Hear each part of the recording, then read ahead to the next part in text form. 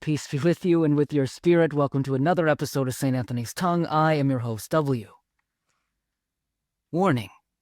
Tonight's episode contains depictions of blood, rot, and guts. Listener discretion is advised. So why do we fear those who drink blood if our own faith commands us to do the same? Because the vampire is not merely a monster, the vampire is a mirror. The vampire reveals the hunger that sleeps beneath our religion. It reveals a longing for immortality. The vampire reveals a terror that we have for decay and our desire to live forever without ever surrendering to grace.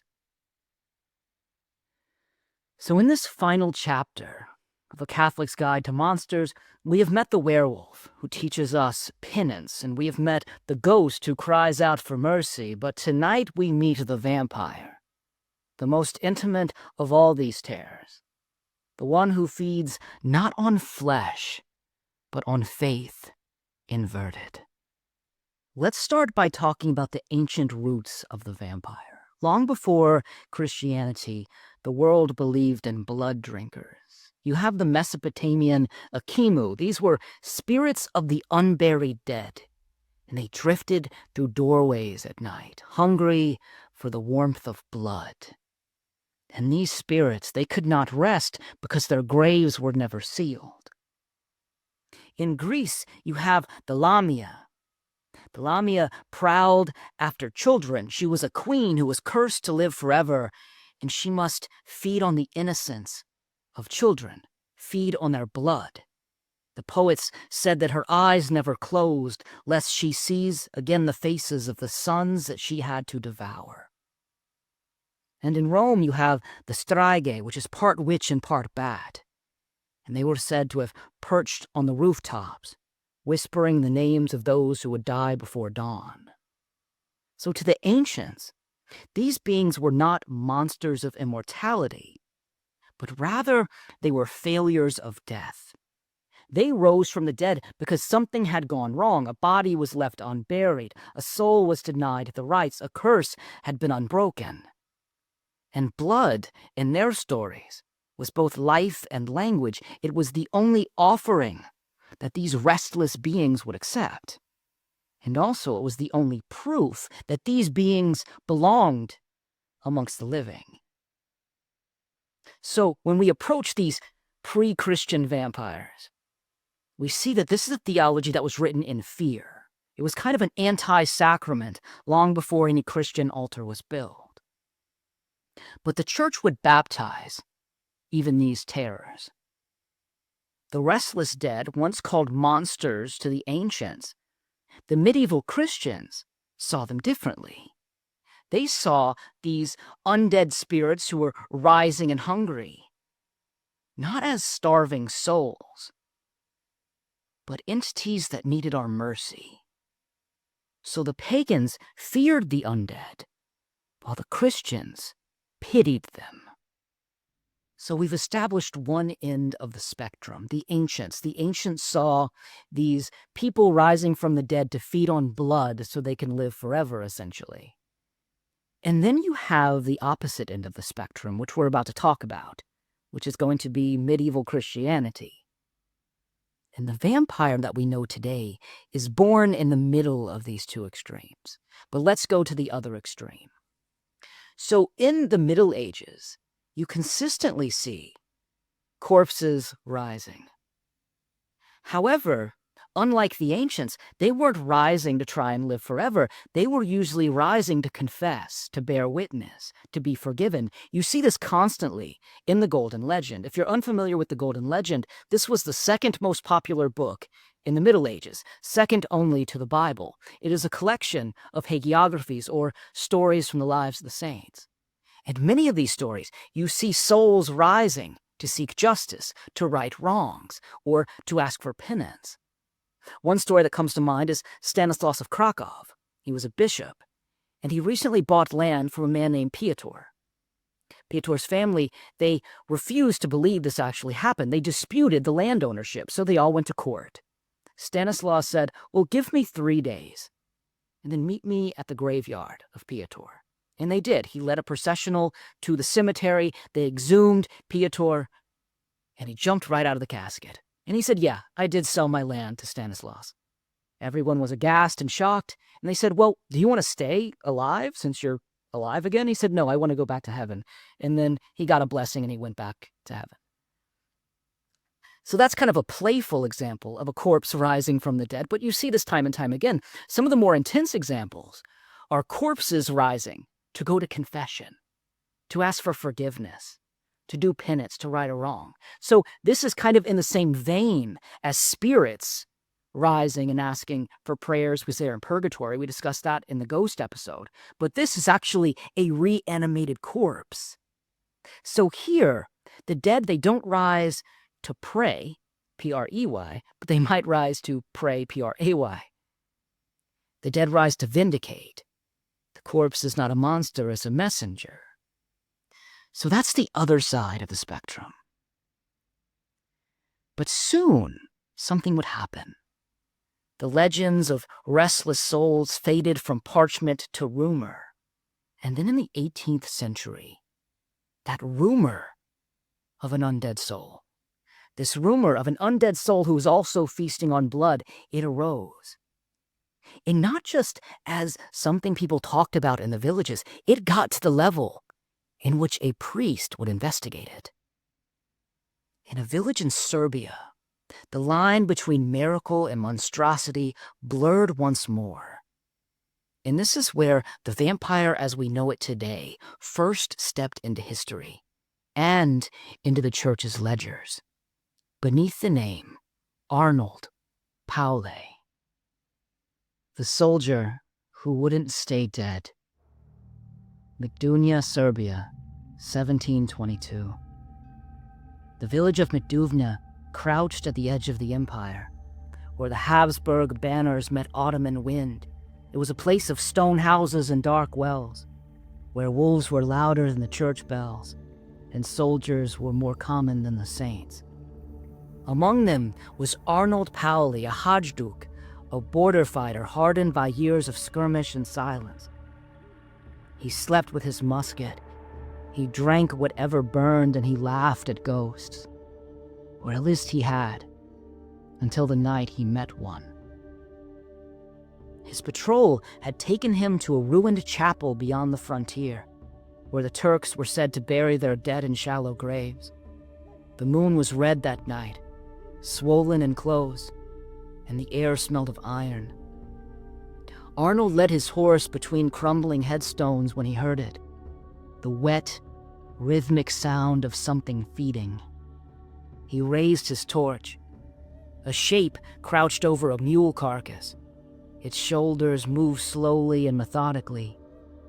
Arnold shouted, and the figure looked up. Its face was not monstrous, but it was wrong. Stretched thin like parchment, its eyes were dull and wet as milk, and blood dripped from its chin. "You should not have come here," it hissed. Then it crossed the ground faster than a living thing should move. Its hands were cold as iron. Its mouth found the soft of his neck. The pain was sharp, then dull, then strangely warm, as if something inside him were being poured out and replaced.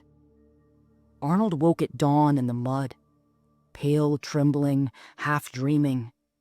The bite was there.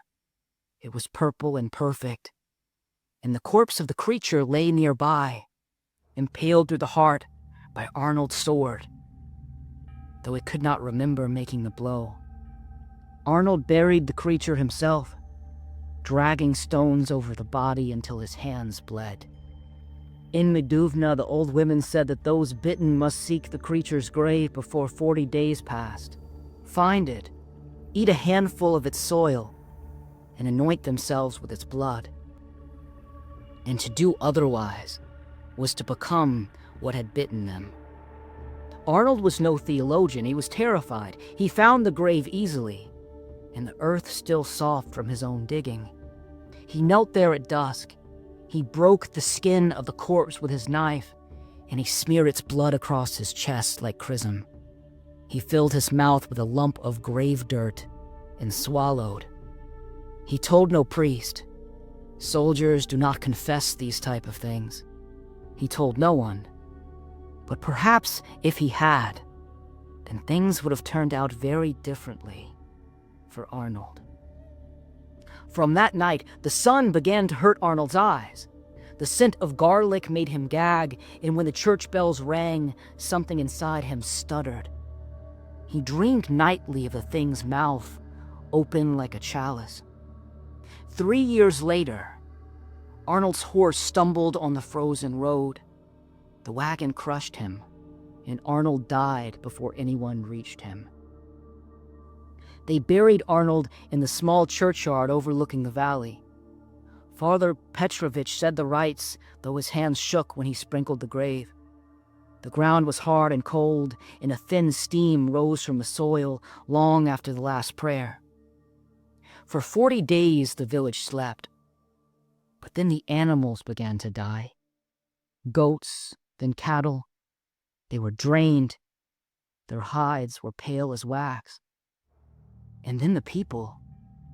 A widow claimed she saw Arnold standing in the doorway, his face gray, his mouth glistening. Children woke screaming of a man tapping on their windows. And by midsummer, 4 were dead. The townspeople went to the priest first. He hesitated. Then they went to the captain, and he agreed to witness. And at sunset, they began to dig up the remains of Arnold Paole. The coffin was damp. The earth was soft and dark. And when they pried it open, they fell silent. Arnold lay there, whole and pink, his eyes open and his lips red with blood. A rosary wound around his wrist had blackened. The captain crossed himself. The villagers did not wait for orders. They carved a stake from the hawthorn tree that grew behind the church. And when they drove it through his chest, Arnold groaned, a human sound, low and pleading. And a fountain of blood erupted, staining the snow and spattering the shovels. They cut off his head. They burned the body, and they scattered the ashes into the Morava River. The smoke smelled of roses and rust, and that night, the wind carried the scent through every open window. And soon 5 winters passed. The fear faded with the snows until the dying began again. Infants were found cold in their cradles. Old men stopped breathing in the middle of their prayers. Families whispered the same word that they had used before: vampire. When villagers opened a few of the new graves, what they found froze their blood. The bodies were pink and pliant, the wounds of burial still wet. Blood clung to their lips as if they had only just eaten. Word reached Belgrade, and soon Austrian officers arrived from Vienna with physicians and priests. Their investigation was methodical, almost military. They dug, they recorded, they exhumed 40 corpses in total. 17, they wrote, were as though asleep, the flesh entire, the veins still full. When stakes were driven into their chest, several corpses exhaled or sighed, as if yielding their last stolen breath. The doctors compiled their findings in a report titled Visum et Repertum, Seen and Discovered. The priests, shaken but dutiful, blessed the graves one by one until the holy water froze solid in its fonts. And still the people whispered, "The soldier's heart beats in the river." And maybe it does. Maybe each spring when the Morava floods red with meltwater, it remembers the taste of that first fear. The blood of a man who was bitten, not damned, terrified, not evil. He had not chased eternity. He fled confession. He only wanted to be clean again, and in his panic he buried the disease instead. Arnold Paole wanted to be free of the curse. But fear kept him from grace, and so his silence became contagion, a hunger that outlived him. So what does the church make of this story? What does it mean when a corpse will not rot, when blood flows from the lips of the dead? So the villagers, they called it a curse. The Enlightenment called it hysteria, but the church, she called it a question. Because there was something familiar in this horror. A man feeding on blood, fearing the light, recoiling from the crucifix. It was blasphemy, yes, but it was truth that was reversed. And this caught the attention of a Benedictine monk, Dom Augustin Calmet, and he began to write. So Dom Calmet was not a vampire hunter, but he was their interpreter. He read all of these Serbian vampire reports, the legend of Arnold Paole, which I read, as well as all of the stories of the exhumed bodies, incorrupt with blood dripping from their lips. He also explored other common rumors and stories that were floating around at the time. And one of the most beautiful things about the Catholic faith is he did not just push these aside. He looked at these reports and studied them with the same patience that he studied Scripture. And in Catholicism, that is how we approach the paranormal. We don't just automatically say, oh, it's a demon, oh, it's a trick of the devil. We explore it. Because we know that the spiritual world exists, and we often forget that. So Dom Calmet read over these reports with an open mind. And he saw danger here, because he knew that the church was at an interesting crossroads. If the church denied that these are all superstition and fanciful tales, then the church risks losing souls to fear, but also to their own folk rituals, relying more on their own sacramentals than the church's. But also, if the church affirms that vampires exist or could exist, then there's a risk that the church distorts their own doctrine of the resurrection. So Calmet kind of entered into this tension, and ultimately, he doesn't really know what to think. Ultimately, he kind of believes it's a mixture of the paranormal and also superstition. But he does say this. He notes that these tales show an inversion. He writes, "It would be rash to deny the witnesses of so many who testify with their eyes and with their faith. Yet it would be heresy to believe the damned can rise in flesh by their own power. Therefore, these things are not resurrections, but inversions."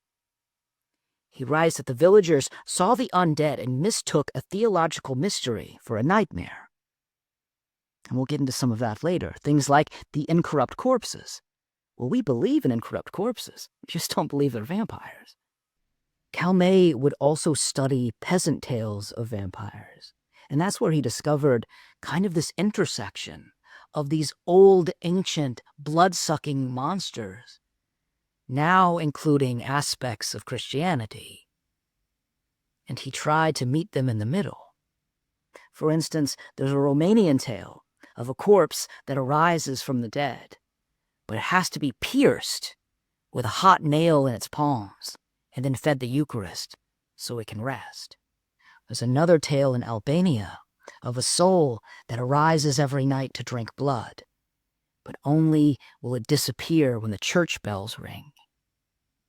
So Calmet took these into consideration because he saw that inversion of these stories.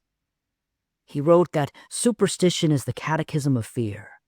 Every panic is a misremembered creed. So let's talk about these inversions that Calmet uncovered. So now we get to the entree of the episode. So I just said that let's explore Calmet's inversions. I think one or two of these are Calmet's. He was very brief. This is a very brief statement he makes in a letter about the vampires.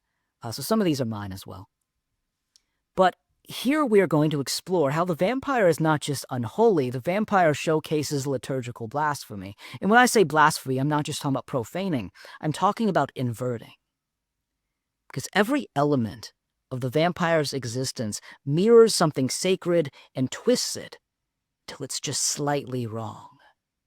So let's go through these. The most common, most obvious, you probably can understand this one right off the bat, is the Eucharist. Christ gives his blood for our life. while the vampire steals blood for his own life. Christ's resurrection conquers death by obedience, but the vampire's undeath defies death through pride. You also have the communion of saints who bind our souls in love, but the infection of vampirism binds victims in curse. And from here, you start to see something beautiful, and it's about light. It's about theosis. It's about mirroring the love of God. In my upcoming book, Catechism of the Strange, I will be talking about incorruptibility. Why does a body remain incorrupt? Why do we have incorrupt saints? It's because they are so filled with God's grace that he remains there even after death. And we see this inversion with vampires. So the saint's incorrupt body is a testament to divine glory, but the vampire's undecayed body, depending on the vampire lore, usually not attractive, usually pale, usually decaying, it mocks incorruptibility through stasis. One of my favorite illusions, though, is the knocking. This is kind of a later vampire myth, but I think it's beautiful. Because all throughout Scripture, you have knocking. You have it in the book of Revelation. Behold, I stand at the door and knock. You have it in the Song of Songs, where the bridegroom is knocking at the door of the bride. Awake, my beloved. But then you also have it in the Gospel of Luke. Keep your lamps lit for when the Son of Man knocks. You have it a few weeks later. Now we are knocking. We're knocking at the narrow gate, trying to enter the banquet. We have Lazarus knocking at the door of the rich man. Even the widow and the judge is often explained in terms of knocking and asking. But we have so much knocking in Scripture.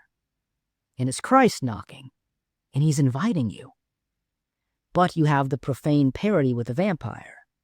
He cannot enter unless he's invited. And I think that's fascinating, because what does that say? It says, likely, that God's grace is pulling away from him until it's dark.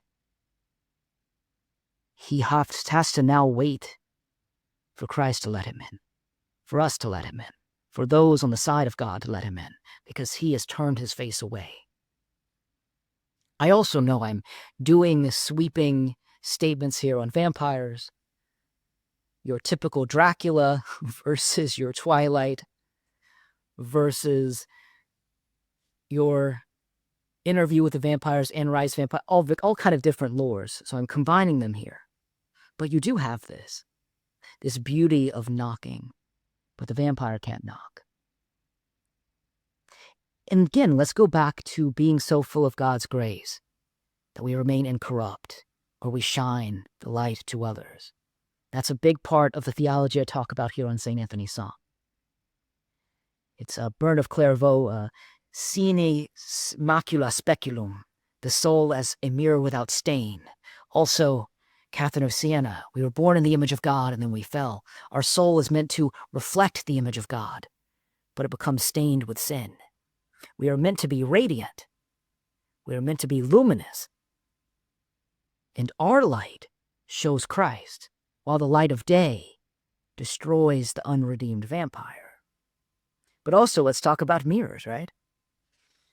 The soul as a mirror. This is a very, very common medieval analogy. The Mirror of the Soul was a devotional manual in the Middle Ages, but it has its roots even pre-Middle Ages, early Christianity. I talk about it a lot. I use Catherine of Siena because that's where I found it, but it predates Catherine by centuries. But it's that soul as the mirror. So we are mirrors of Christ.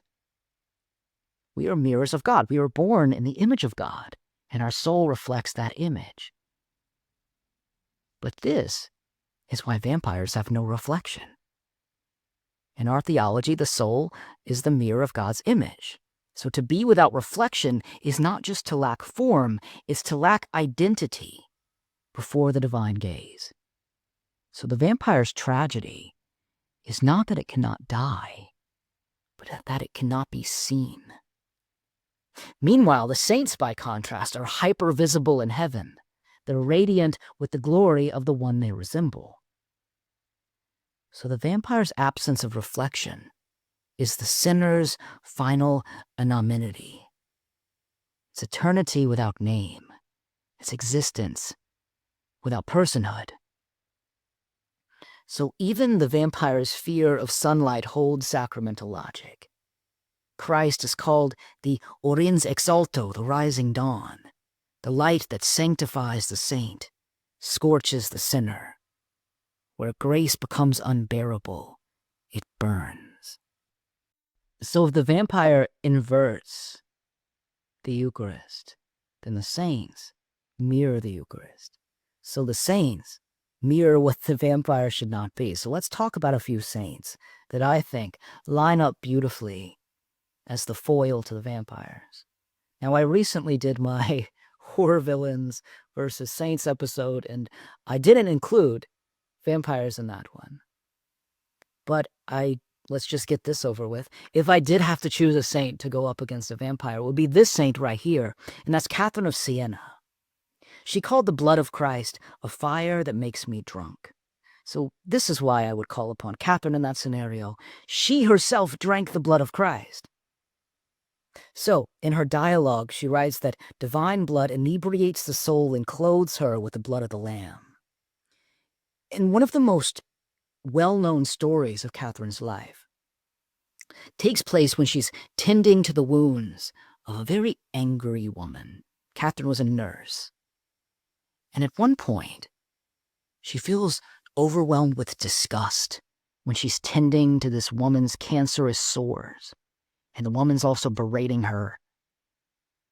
But then she feels called to kiss them, kiss the infected, pus-filled wounds. And she does. And in that moment, the woman is healed. And then as Catherine goes back to her cell, Christ is there in all of his glory. And he shows her a side wound and says, "Since you tended to that woman's wounds with such love, may you come now drink from mine." And then she drinks from the side of Christ. So here, it's not blood for worldly life. It's not blood so we can keep living here on earth forever, but blood so that we can live for eternity with Christ. This is the same blood that we drink every time we go to Mass. There's also some beauty about worldliness as well that I don't think we really talked about because it wasn't in my notes. It's just coming to me now. Most vampires live in a castle. Nosferatu, Dracula. It's because they live so long they can amass wealth. And it's the blood that keeps them alive and allows them to have such worldliness and wealth. But here, this reminds me of Catherine as well. Catherine of Siena was given a choice between two crowns.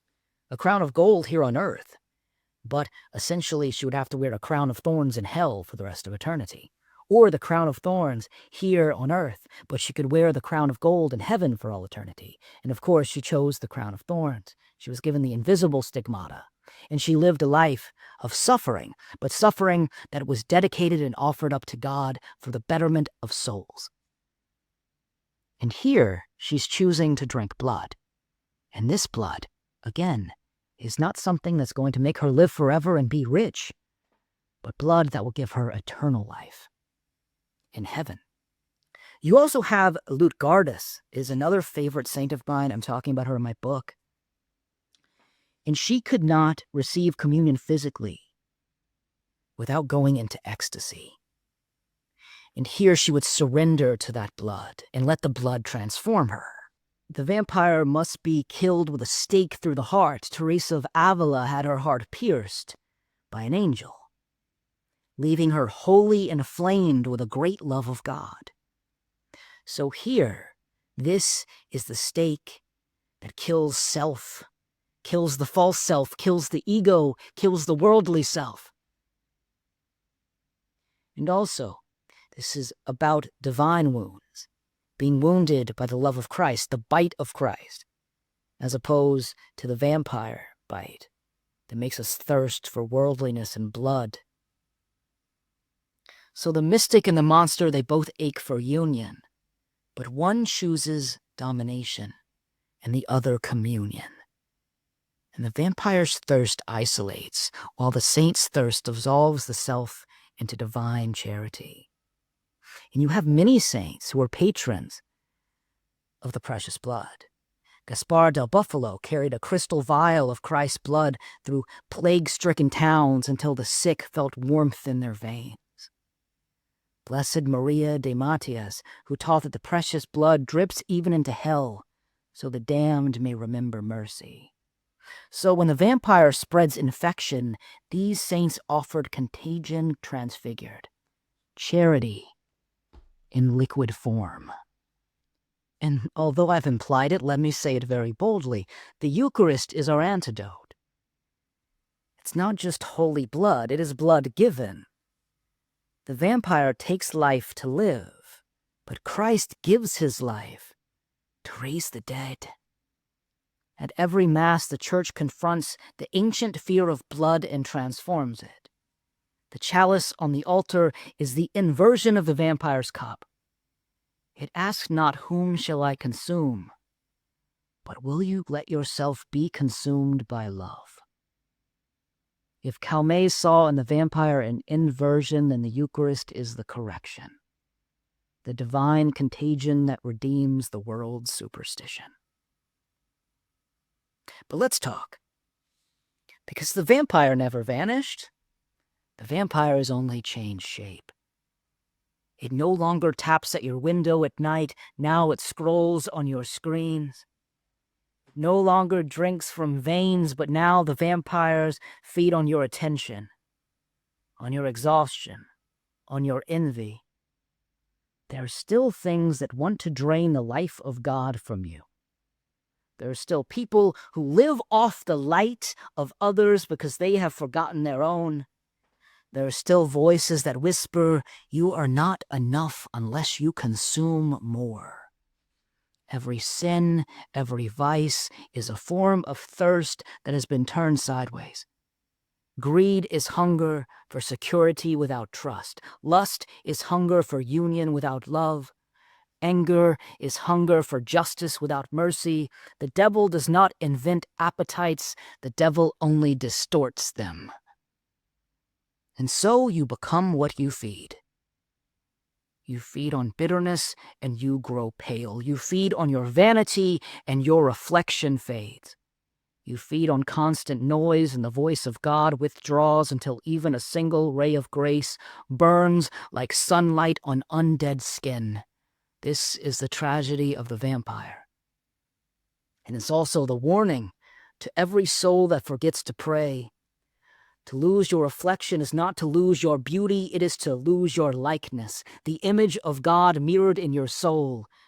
And if you live long enough without grace, even light will feel like punishment. But this can be fought. You fight by feeding rightly. You fight by drinking from the chalice, not from the world. You fight by letting Christ consume you until nothing false is left to thirst. Go to confession. That is our blessed unburial. Adore the Eucharist, the antidote to every false immortality, and offer love even when you are drained, lovers of God, for the devil cannot mimic generosity. The modern vampire fears the same thing the ancient one did: light. And every time you turn your face towards Christ, even trembling, even half dead, the dawn breaks a little more. So every monster we have discussed in this series revealed a spiritual truth turned inside out. The werewolf's rage would become obedience. The ghost's sorrow would become intercession. But the vampire is different. The vampire is almost holy. Its symbols are too close to our own. Blood, immortality, the bite that transforms, the night that fears the dawn, all of these belong, in their true form, to Christianity. Peasants once whispered that if you left the Eucharist host on a vampire's grave, the corpse would collapse into dust by morning. They did not know it, but they were preaching the gospel. They were saying that only consecrated blood, silences the false one. And that's what makes the vampire terrifying. It is nearly the gospel, but not quite. It is salvation without sacrifice. It is resurrection without the cross. It is eternity without love. Arnold Paole feared confession more than damnation.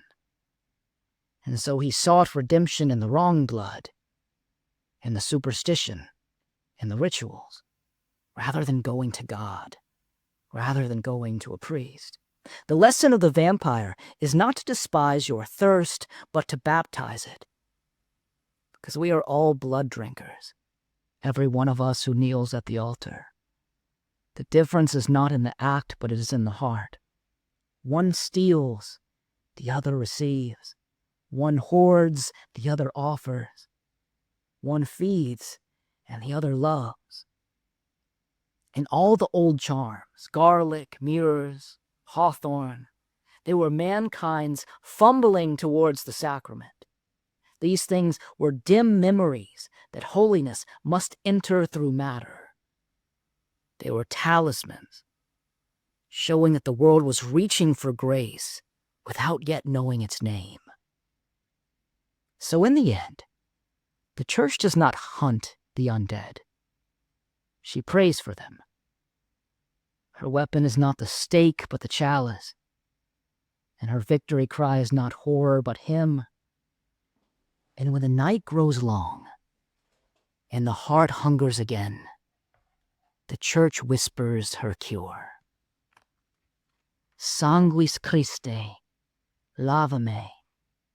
Sanguis Christe, inebria me. Sanguis Christe, salva me. Sanguis Christe, ora pro nobis.